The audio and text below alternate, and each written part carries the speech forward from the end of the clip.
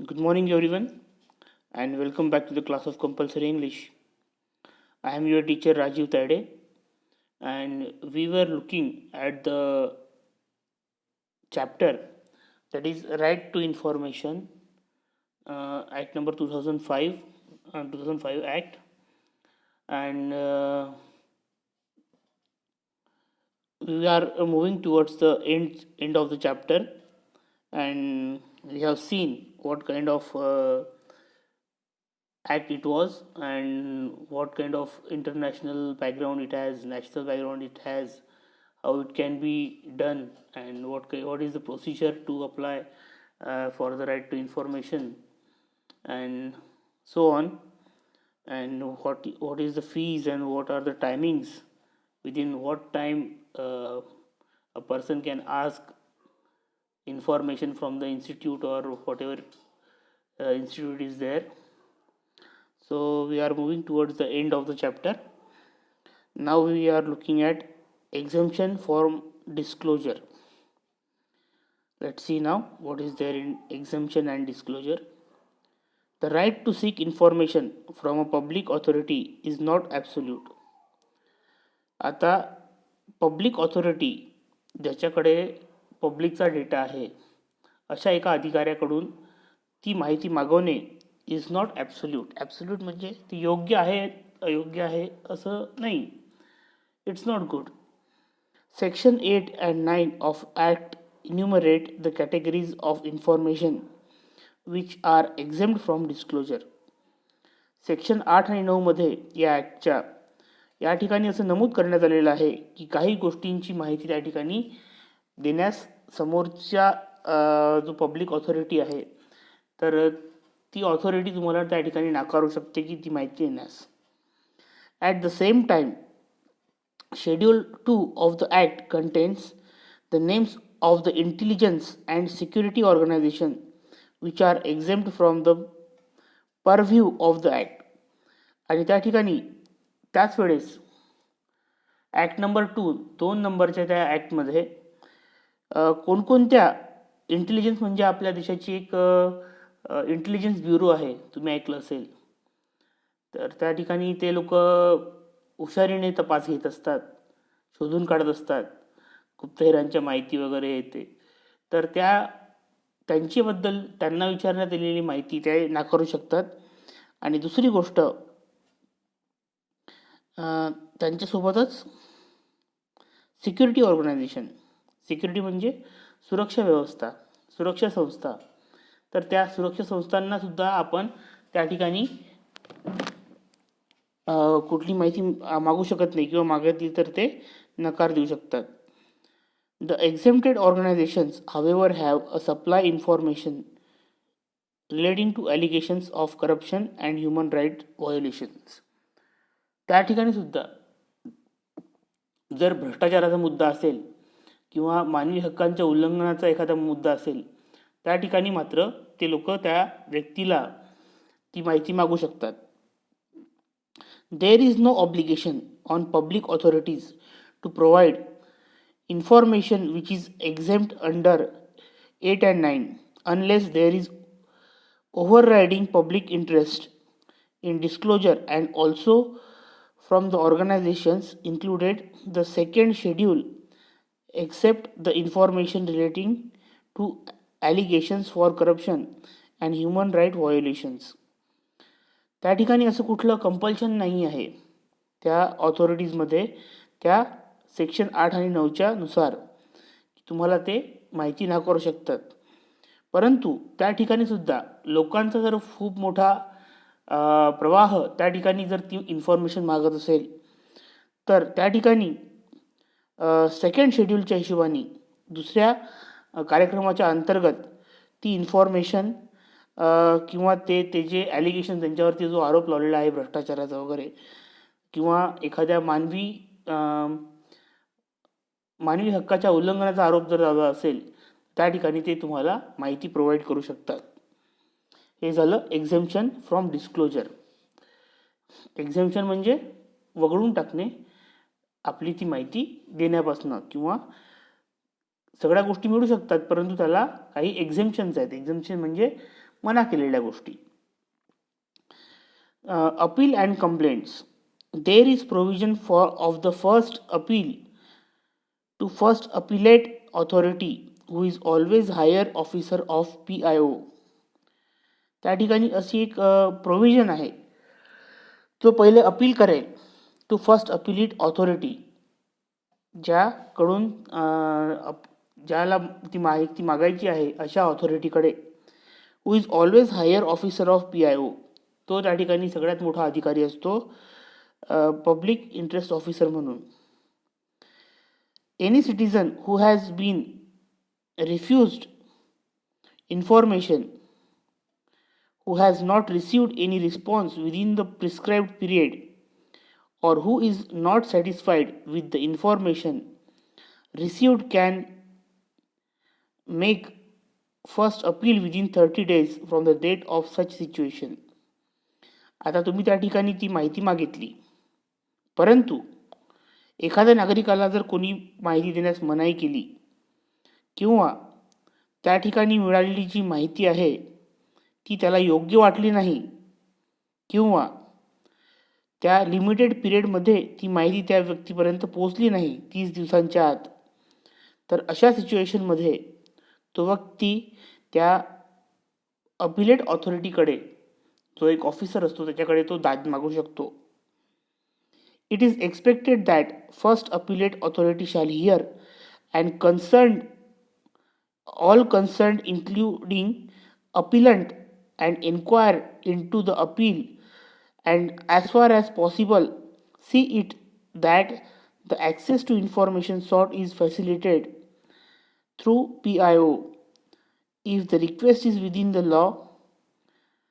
जर त्या ठिकाणी मग तुम्ही त्या अधिकाऱ्याकडे काय करू शकता, अपील करू शकता, ज्याच्याकडे आपल्याला ती माहिती मागायची आहे. तर त्यानंतर तो अधिकारी जो आहे त्या ठिकाणी त्या घटनेची चौकशी करेल आणि जर नियमात बसत असेल तर तो त्या समोरच्या ज्यांनी ती माहिती देण्यास नकार दिलेला आहे त्यांच्यावर योग्य तो कारवाई करेल. परंतु त्याआधी तो हे बघेल की बा सगळ्या गोष्टी कायद्याच्या अंतर्गत झालेल्या आहेत की नाही. First appeal has to be decided normally within 30 days. असं ठरवलेलं आहे की पहिली अपील 30 दिवसापर्यंत त्याचं उत्तर समोरच्याला द्यायचं असतं. And if there is any abnormal situation within 45 days with reasons to be return in decision. आणि जर काही त्यामध्ये नॉर्मल गोष्टी नसतील तर तो पिरियड जो आहे तो 45 दिवसांपर्यंत एक्सटेंड करता येतो आणि त्यासाठी त्याला कारणेसुद्धा लेखी स्वरूपात द्यावी लागतात. If a citizen is not satisfied with the decision of first appeal, there is provision of second appeal to Information Commission within 90 days. आता जर त्यानंतर सुद्धा जर तो नागरिक त्यांनी दिलेल्या इन्फॉर्मेशनपासून सॅटिस्फाईड नाही आहे आणि पहिली अपील केल्यानंतर जरी तो त्या ठिकाणी समाधानी नसला, तर त्या ठिकाणी असा एक कायदा करून ठेवलेला आहे, प्रोव्हिजन करून ठेवलेलं आहे दुसऱ्या अपीलचं. तो व्यक्ती डायरेक्ट आता माहिती आयोगाकडे 90 दिवसाच्या आत तक्रार करू शकतो. There is also provision of making complaint to information commission about any issue of non implementation or wrong implementation of RTI act by public authorities. त्या ठिकाणी असंही प्रोव्हिजन आहे की त्या ठिकाणी बा त्या केलेल्या कंप्लेंटचा किंवा मागितलेल्या माहितीचा काही त्या ठिकाणी पुढाकार त्यांना मिळवली नाही किंवा चुकीची माहिती देण्यात आली त्या पब्लिक ऑथॉरिटीने, तर त्या ठिकाणी त्यांच्यावरती कारवाई होऊ शकते. There is however no time limit prescribed for disposal of second appeal और कंप्लेंट बाय इन्फॉर्मेशन कमिशन. त्यानंतर मात्र आयोगाने त्या ठिकाणी कुठला निर्णय दिला, माहिती आयोगाने, त्यानंतर कुठलाच आपल्याला कंप्लेंट त्या ठिकाणी करता येणार नाही. There are 2 types of information commission in India, that is central information commission and state information commission. To receive and decide appeals and complaints against central government public authorities and state government public authorities respectively. आपल्या भारतामध्ये 2 आयोग आहेत, एक केंद्रीय आयोग आणि एक राज्यस्तरीय आयोग. त्या ठिकाणी ज्याला माहिती व्यवस्थित मिळालेली नाही तो त्या ठिकाणी अपील करू शकते, केंद्रामध्ये सुद्धा आणि राज्यामध्ये सुद्धा, त्या पब्लिक ऑथॉरिटीच्या विरुद्ध. Information commission has power to impose penalty of ₹250 per day. त्या माहिती अधिकाऱ्याकडे असा एक शक्ती असते की तो ₹250 पर डे या हिशोबाने 25,000 रुपयापर्यंत त्या लोकांना ज्यांनी ती माहिती देण्यास दिलगिरी केलेली आहे, वेळ केलेला आहे, 30 दिवसांच्या नंतर 45 दिवसापर्यंत त्याला लेखी स्वरूपात द्यावं लागते. आणि त्यानंतरही जर तो हुशार करत असेल तर ₹250 पर डे या हिशोबाने 25,000 रुपयापर्यंत त्या ठिकाणी दंड त्या समोरच्या व्यक्तीला द्यावा लागू शकतो. आणि त्यासाठी त्यांनी जर प्रॉपर कारण दिलं नसेल तर हा दंड त्याला लागू होतो.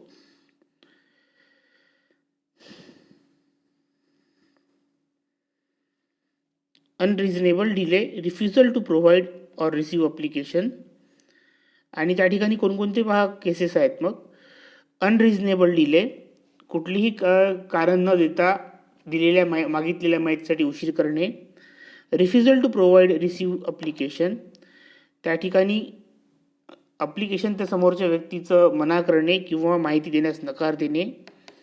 रिफ्युजल टू प्रोव्हाइड इन्फॉर्मेशन, माहिती देण्यास मनाई करणे. और प्रोव्हाइडिंग फॉल्स और मिसलिडिंग इन्फॉर्मेशन, खोटी किंवा दिशाभूल करणारी जर कुठली एक इन्फॉर्मेशन समोरचा व्यक्ती देत असेल तर त्यालासुद्धा या कायद्याला समोर जावं लागतं, एटसेट्रा इत्यादी. And also there is provision of recommending disciplinary action against defaulting PIO.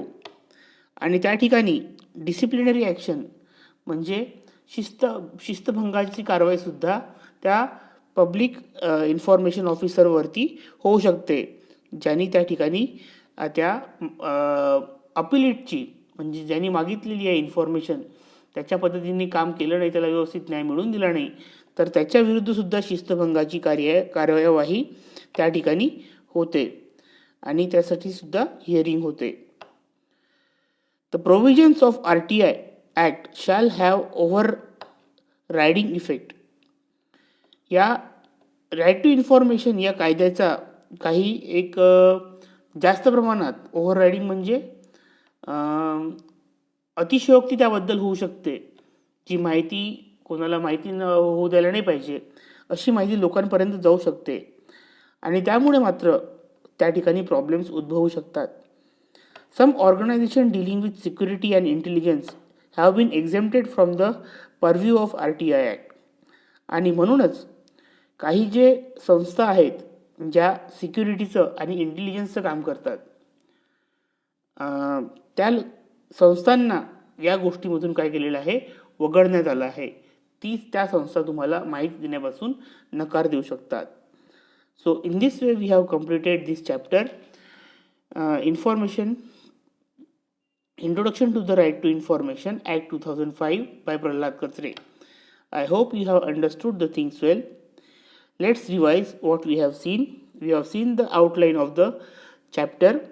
Then we have seen the international perspective, national history, what is actually the Right to Information Act, what is there in it, we have seen.